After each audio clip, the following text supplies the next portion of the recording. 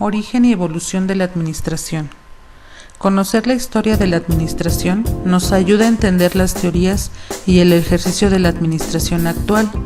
Podemos localizar el origen y la evolución de muchos conceptos contemporáneos, de acuerdo con las necesidades cambiantes de las organizaciones y de la sociedad en general. Prehistoria. El hombre trabajaba de forma individual. Se dedicaba a la caza de mamuts, a la pesca y a cultivar.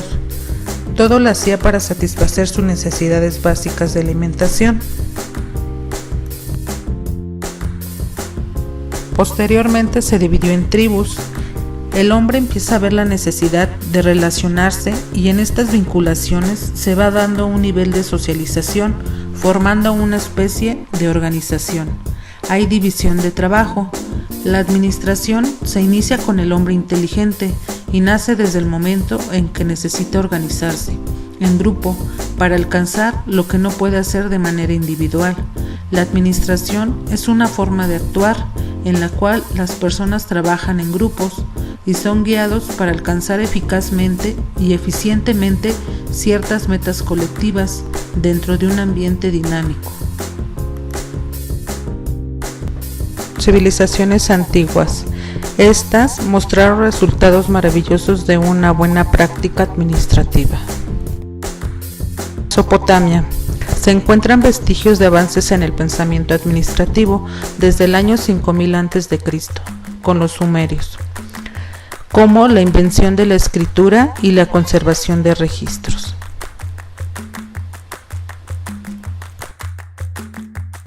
Egipcios. En el año 4000 a.C.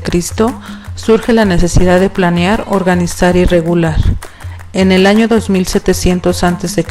se reconoce la necesidad de la honestidad o juego limpio en la administración. Manejan la terapia de la entrevista, no lo retenga, expúlselo. En el año 2600 a.C. hay una organización descentralizada. Y finalmente en el año 2000 a.C. se reconoce la necesidad de la respuesta por escrito. Esto es mediante el uso de un cuerpo de consejeros. Babilonia. El código Hammurabi del año 1800 a.C. reconocía el control por uso de testimonios y escritura. Hay establecimiento del salario mínimo, reconocimiento de que la responsabilidad no puede transferirse.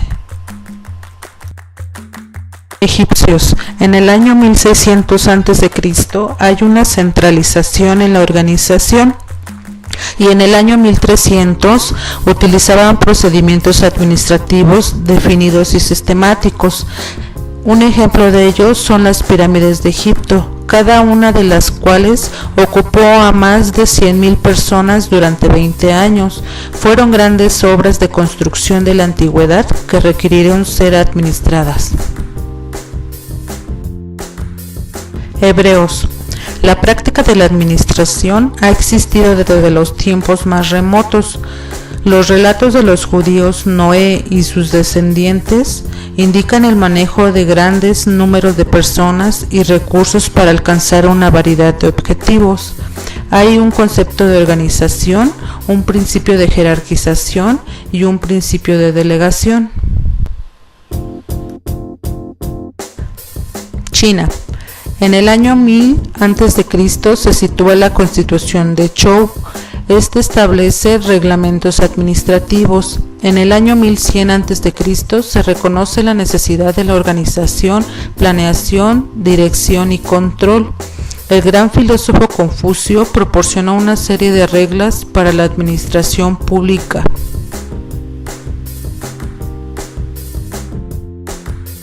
En el año 600 a.C., Nabucodonosor en Babilonia menciona el control de producción y el salario incentivo. En el año 500 a.C., Mencius en China reconoce la necesidad de los sistemas, estándares y del principio de especialización, así como la necesidad de planear, dirigir y organizar. Grecia. En el año 400 a.C., Sócrates enuncia la universalidad de la administración. Jenofonte menciona que hay un reconocimiento que la administración es un arte separado, y Ciro menciona la necesidad de relaciones humanas. En el año 325 a.C., Platón menciona la enunciación del principio de especialización. Alejandro el Grande hace uso del Estado Mayor, Staff.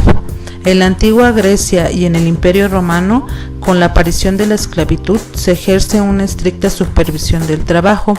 Se manifiesta el conocimiento administrativo en los tribunales, la organización militar, los esfuerzos de una unidad de grupo y la autoridad. Persia. En el año 1100 después de Cristo, Ghazali hace un enlistado de las características de un administrador. Época medieval. Se conoce como Edad Media. Es el periodo de la historia europea que ocurrió desde la desintegración del Imperio Romano de Occidente, en el siglo V hasta el siglo XV. En el año de 1436, el arsenal de Venecia llegó a ser lo que quizás fue la más grande planta industrial de aquel tiempo. Cubrió 70 acres de tierra, agua y empleo a unos 2,000 trabajadores. Había áreas de administración donde había control de costos, control de inventario y un control contable. Londres. En el año 1500 hay un llamado a la especialización. Hay denuncia de las faltas por administración y jefatura de pobres. Esto es por Sir Tomás Moro. Roma. En el año 1525, Nicolás Maquiavelo refiere que hay un principio de la confianza en el consentimiento de las masas. Se reconoce la necesidad de la cohesividad en la organización, enunciación de las cualidades del jefe, enunciado de las cualidades de liderazgo, descripción de tácticas políticas. Revolución industrial. Fue un gran acontecimiento para la humanidad. Se caracterizó por la mecanización de la industria y la agricultura, la aplicación de la fuerza motriz, el avance de los transportes y comunicaciones, así como el desarrollo de fábricas. También se empezaron a crear jerarquías, ya que antes, al ser individual la forma de trabajo, estas no existían, pero al momento de crear fábricas hubo la necesidad de delegar trabajo y responsabilidades.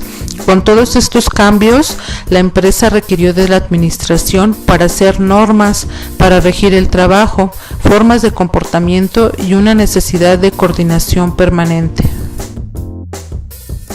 Precursores de la administración moderna. En el año 1776, el economista Adam Smith en Escocia influyó con gran penetración en el desarrollo de las funciones administrativas. Puso gran énfasis sobre la división del trabajo y sus beneficios. Su libro Riqueza de las Naciones lo colocó entre los intelectuales del mundo moderno. L. Whitney desarrolló el método científico, uso de contabilidad de costos y control de calidad. Aplicó el concepto de partes intercambiables, reconocimiento del campo de la administración. En 1800, James Watt Matthew, en Inglaterra, desarrolló procedimientos de pauta de operación, especificaciones, métodos de salario, salarios incentivos, tiempos normales, datos normales, reuniones navideñas para empleados y gratificaciones notificadas para Navidad. En 1810, Robert Owen en Escocia refiere la necesidad de prácticas de personal reconocidas y aplicadas. Se asume responsabilidad de adiestrar a los trabajadores, así como la construcción de conjunto de casas limpias para los mismos. En 1832, Charles Babbage en Inglaterra hace énfasis en el enfoque científico, así como la especialización, división del trabajo, estudio de tiempos y movimientos, así como la contabilidad de costos. En el año 1855, Henry Ford refiere los principios de organización, comunicación e información aplicada a los ferrocarriles. Y en el año de 1856, Daniel McCallum, en Estados Unidos, hace uso del organigrama para mostrar la estructura de la administración. En 1881, Joseph Wharton, en Estados Unidos, estableció a nivel universitario un curso de administración de negocios. En el año 1886, Henry Metcalfe hace uso del arte de la administración y la ciencia de la administración. Él se distinguió por implantar nuevas técnicas de control administrativo e ideó una nueva manera de control considerado como muy eficiente. Publicó un libro titulado El costo de producción y la administración de talleres públicos y privados, considerado como una obra precursora de la administración científica. En el año 1900, Frederick Taylor, en Estados Unidos, es considerado como el padre de la administración científica. Él es ingeniero mecánico, pero empezó a trabajar como obrero. Él cambió la iniciativa de la parte obrera por la parte iniciativa del administrador. Se basó en 4 principios fundamentales. En 1911, Harlow Pearson inició en Estados Unidos la primera conferencia en administración científica. Dio reconocimiento académico a la misma. Alexander Church utilizó el concepto funcional de la administración. Él fue el primer americano que explica la totalidad de los conceptos administrativos relacionando cada componente al todo. En 1915, Henry Fayol utilizó la primera teoría completa de la administración, sus principios básicos, así como reconocimiento de la necesidad para que la administración sea enseñada en las escuelas. Fue un ingeniero de minas que buscó principios generales para administrar organizaciones complejas. Definió las funciones del proceso administrativo, que son planeación, organización, coordinación y control. Identificó 14 principios básicos. Utilizó el término principios en lugar de reglas o leyes para indicar que no hay nada rígido o absoluto en cuestiones administrativas. En 1917, William Leffingwell utilizó la administración científica aplicada a la oficina. En 1918, Carl Parsons reconoce la necesidad de aplicar la administración científica a las oficinas y en 1923, Oliver Sheldon desarrolló una filosofía de la administración así como los principios. En 1930, Mary Follett utilizó la filosofía de la administración basada en la motivación individual. Si Taylor es el papá del pensamiento administrativo, Mary es la mamá. Ella es una filósofa social que se interesó por los problemas de la dirección de empresas, al descubrir que eran semejantes a los de la administración pública. Fue una persona de transición, la primera en presentir la importancia de la psicología en la conducción de empresas. Concentra su atención en el estudio del poder y la autoridad. Algunos lo ubican en la Escuela de las Relaciones Humanas. Y en 1931, James Money reconoce como universales a los principios de organización. En 1938, Chester Barnard utilizó la teoría de la organización, aspectos sociológicos de la administración y necesidad de la comunicación. Igual que Parker Follett, fue una persona de transición.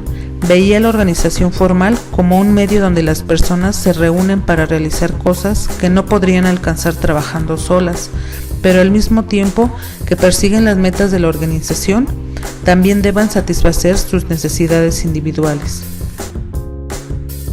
Antecedentes históricos de la administración en México.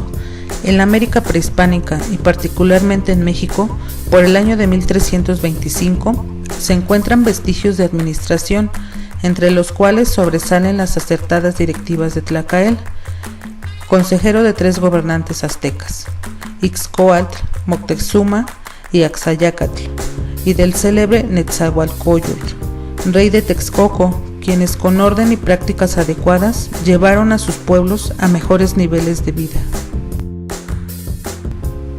Época precolombina.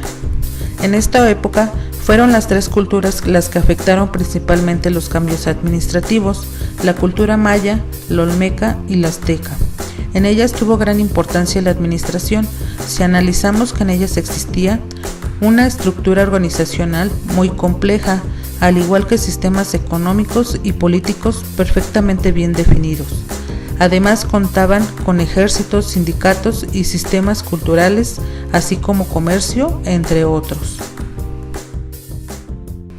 Época colonial. En esta época de la colonia fueron implantados sistemas que provenían del viejo continente. No se puede considerar que estos sistemas hayan beneficiado del todo al aspecto administrativo, ya que las culturas mencionadas en el punto anterior tenían sistemas muy avanzados para su época y sobre todo diferentes a los implantados en los españoles. La Iglesia Católica ha sido la organización formal más eficaz en la historia de la civilización occidental, por medio de la formación de una estructura orgánica mundial y por el uso efectivo de la autoridad en la tarea administrativa. México independiente. Esta época se caracterizó por la inestabilidad, debido a que existían diferentes corrientes y cada una pretendía imponer la forma de administrar, por lo que la administración se vio terriblemente afectada. Reforma. En esta época se dieron cambios importantes, como la separación de la Iglesia y del Estado, la nacionalización de los bienes eclesiásticos y la libertad de cultos. Esto permitió que los aspectos administrativos tuvieran un gran avance. Porfiriato. Durante el Porfiriato se dieron cambios importantes en aspectos industriales, eléctricos, ferroviarios y de liberalismo económico, lo que trajo como consecuencia cambios importantes en los avances administrativos. Revolución Mexicana. Se caracterizó por un desequilibrio y desorden en el aspecto económico, político, social y por un gran desequilibrio y descontento en los aspectos administrativos. Regímenes posrevolucionarios. En esta época surge la Constitución mexicana, la cual en su artículo 123 hace referencia a las relaciones laborales y la creación de los sindicatos, y con ellos se ven grandes cambios en los procesos administrativos. Época moderna. Actualmente encontramos estructuras perfectamente bien definidas, que para ser bien competitivas requieren de una adecuada administración y que no pueden conseguirse sin la utilización de la misma.